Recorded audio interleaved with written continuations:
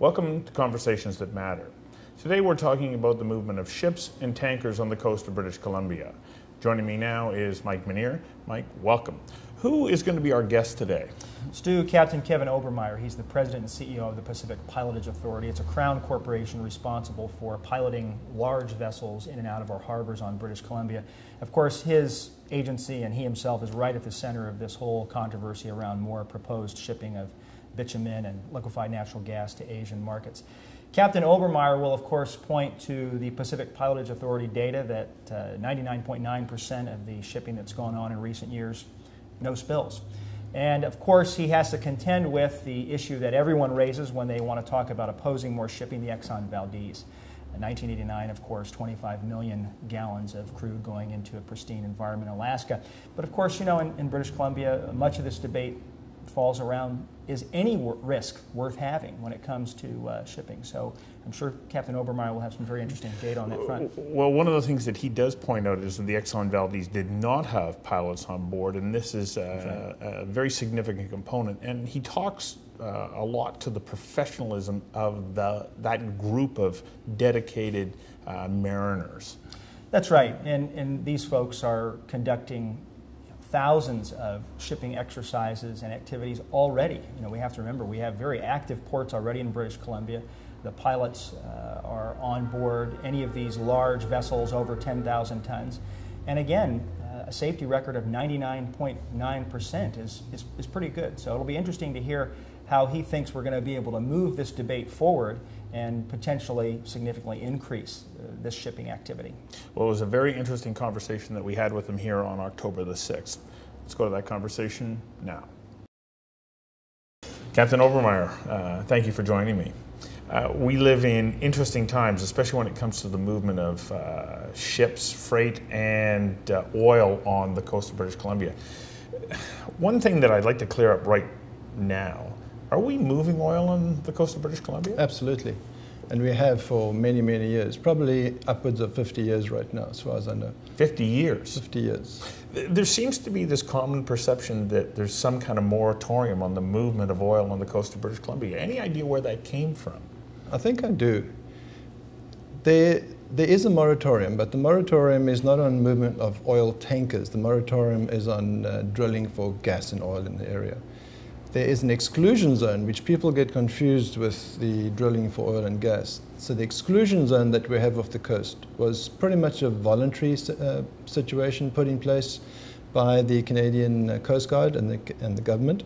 And what it is designed to do is to keep the tankers that are traveling between Alaska and the United States far enough off our coast so that if they did have an issue, that we can get tugs to them in a reasonable amount of time.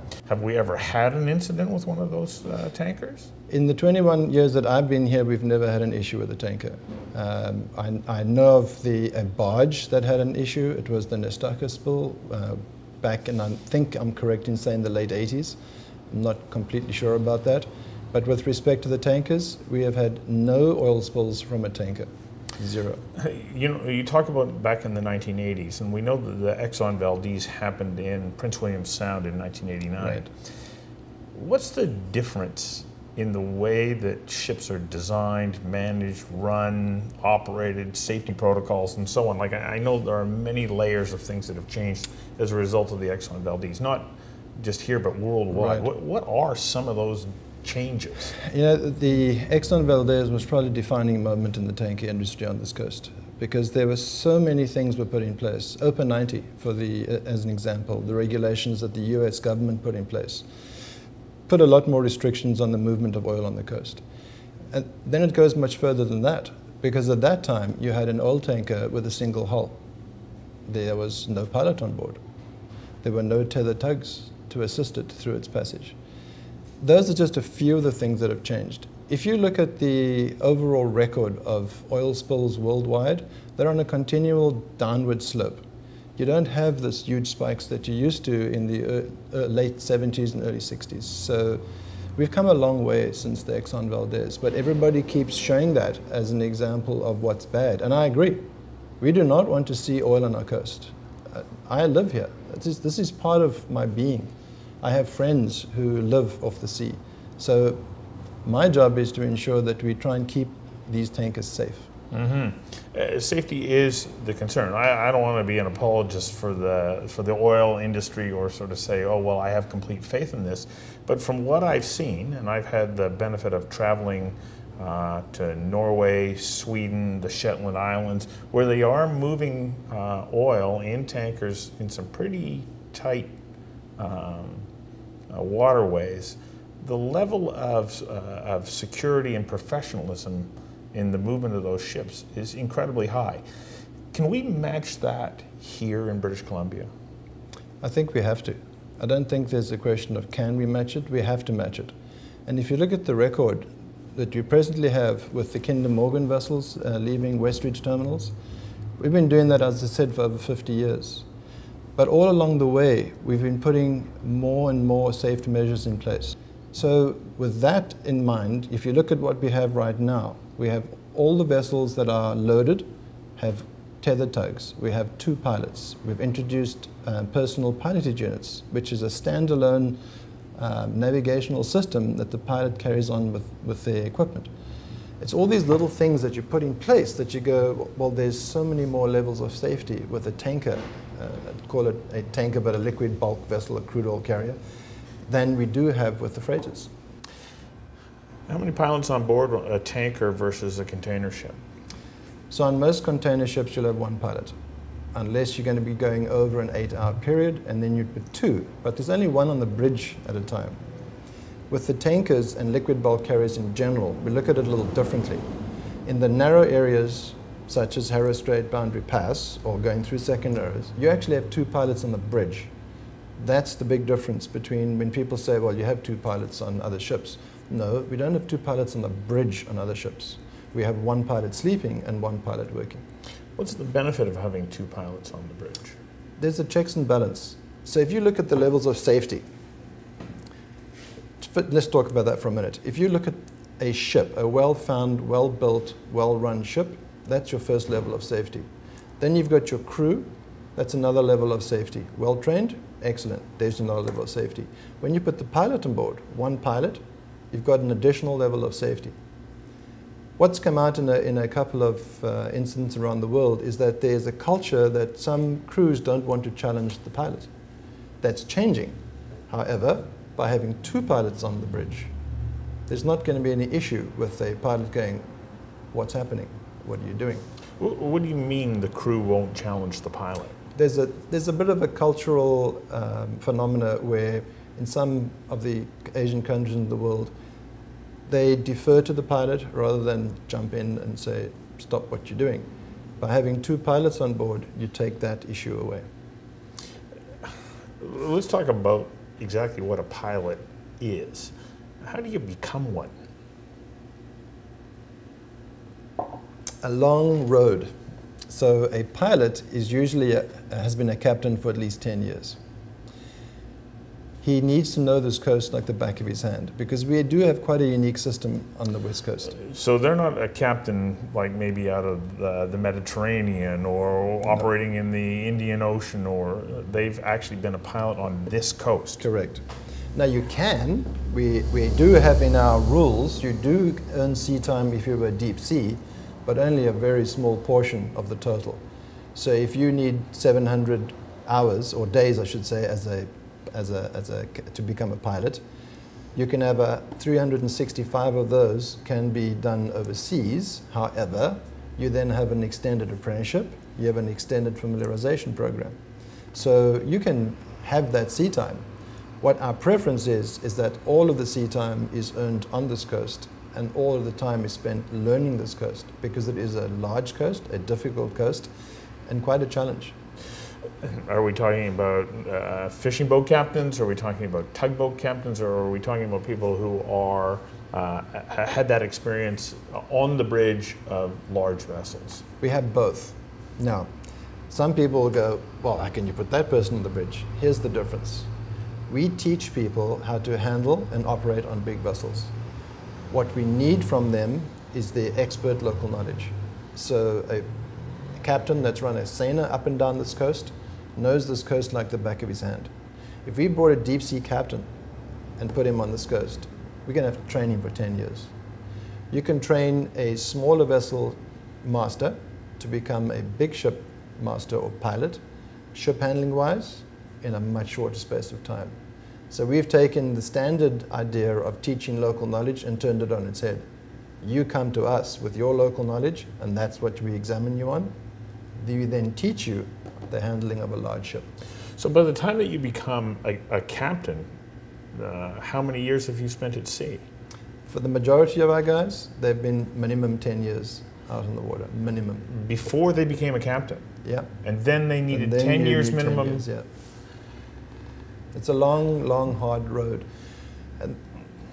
And that's part of the problem that we reach. A lot of the pilots are usually in their mid to late 40s when they join us. So we get 10 years, 15 years, if we're lucky, 20.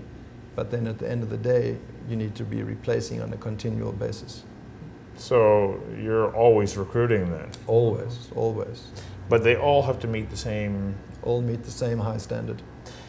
What's the testing that they go through? How do you know that somebody can actually do this job? So I have to tell you, when I first took this job, I wasn't at all sure that you could learn the whole coast as a pilot. Being a deep sea master mariner, I came in a little skeptical. Okay. Well, and the first exam that I attended changed my mind. So you have 3 exams. You have a written exam for just general knowledge. That's navigation, chart work, stability, all the things that you'd normally read and learn as a captain.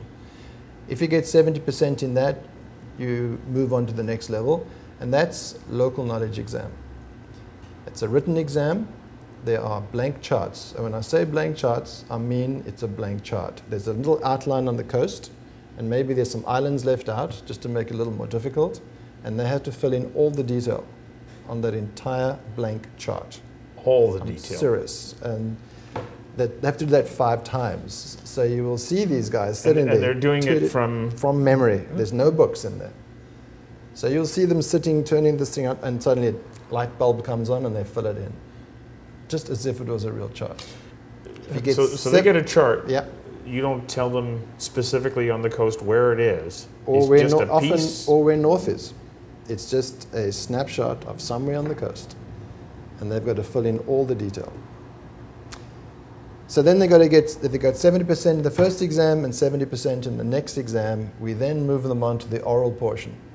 The oral portion is where we invite people like yourself to come and sit in and watch the exam as what we call an observer. The interesting part of that is you do about 6 runs, and it can be from anywhere to anywhere on the coast, and it's all out of your head. And you've got to keep that ship in safe water and on a particular heading. It's an incredible exam. Not many people can do it. Those that do are really worth their salt. So it's extraordinarily rigorous. It is. You say 108 pilots. Including the Fraser River, yes. How many ships are moving on the coast of British Columbia? We tend to go with assignments as opposed to ships, because the ship number is a lot less than the number of jobs we do. So at the moment we're doing around 12,500 assignments. In a year? In a year, and that's river and on the coast. A ship could do 3, 4, 5 or 6 assignments. So a grain ship typically comes in, goes to anchor, gets cleared, and then moves to a berth, loads maybe 1 or 2 hatches, comes back to anchor, and this could go backwards and forwards. So that's what we mean when we don't talk about ships, we talk about assignments. So when you're looking at, as an example, Kinder Morgan or the LNGs that are coming in or proposed, we have to look at not the number of the ships that are coming in, we have to look at possible assignments. So if that ship comes in, will it go straight to dock and straight out, or will it go to anchor first? Because we have to work on number of assignments to determine how many pilots that we will require. Mm-hmm. A couple of questions about tankers, especially up in the Douglas Channel. Will they be bringing in VLCCs? We've done the testing, the simulations with VLCCs. We know we can, but that's really up to the company as to what they're going to be doing. As far as we know, there's going to be a mix of VLCCs and Aframax. I was telling somebody that I was having you on as a guest, and they said the Cape Apricot. It's an issue. There was a pilot on board. Right. What happened there, and why is that not relevant to tankers? If you remember, I just said a minute ago that there's a culture issue out there where some cultures don't want to challenge what they see as an authority figure.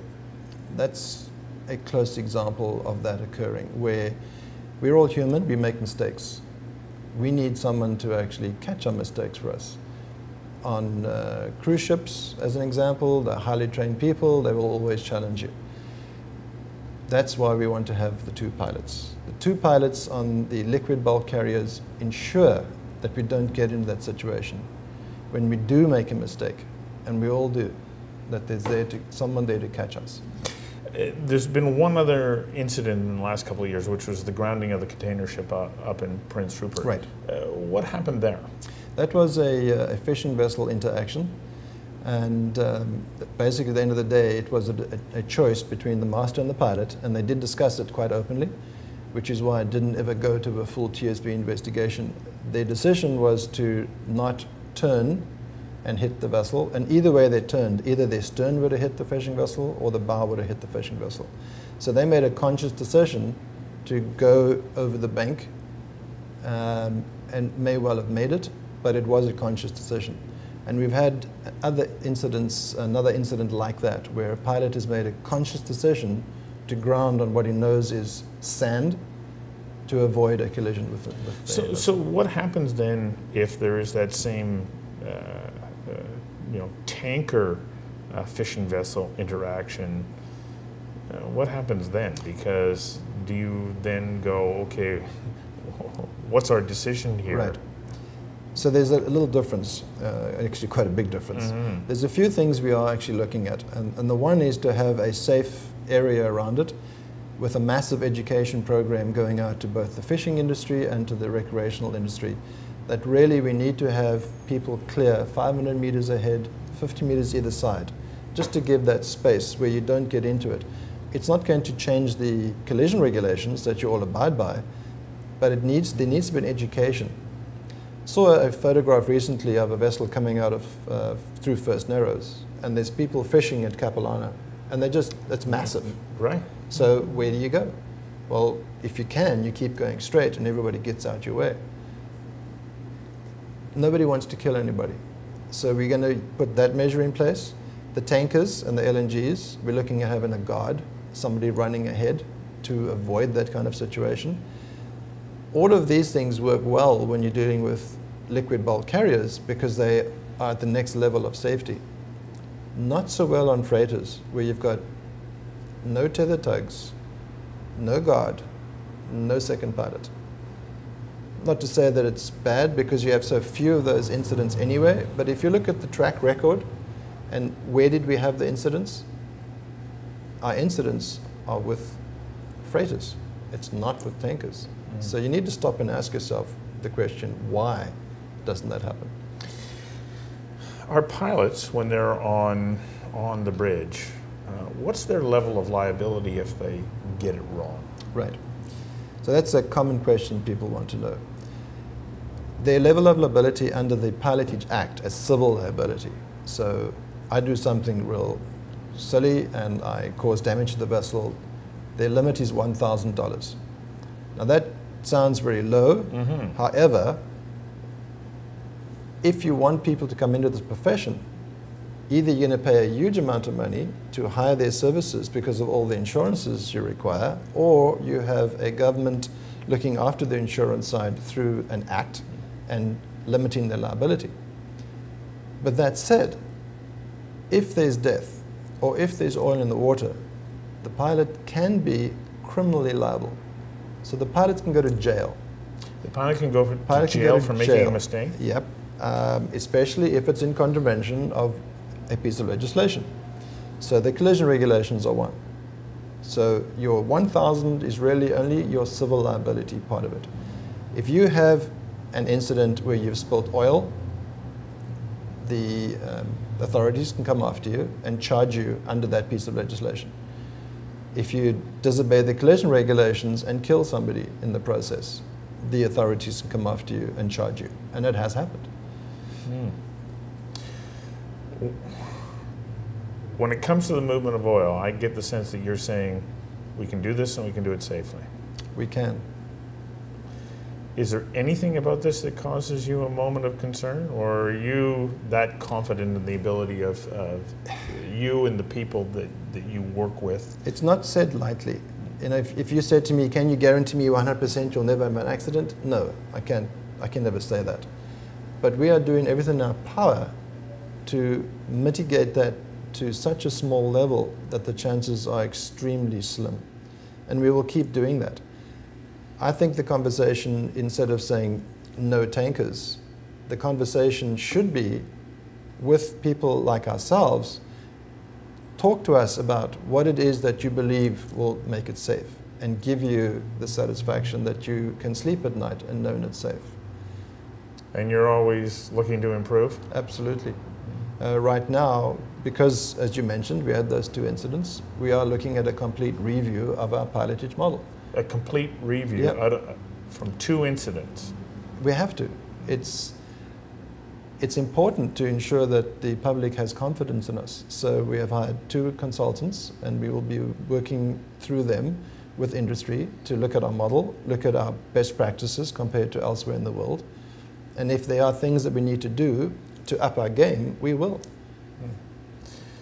Well, thank you very much. It's been a kind of a fascinating bit of insight into how we move ships, and in particular how we move tankers here on the coast of BC. Most of us don't get a chance to see inside that world. So thanks for sharing that. We'll keep trying. Yeah. Thank you for the opportunity. Okay.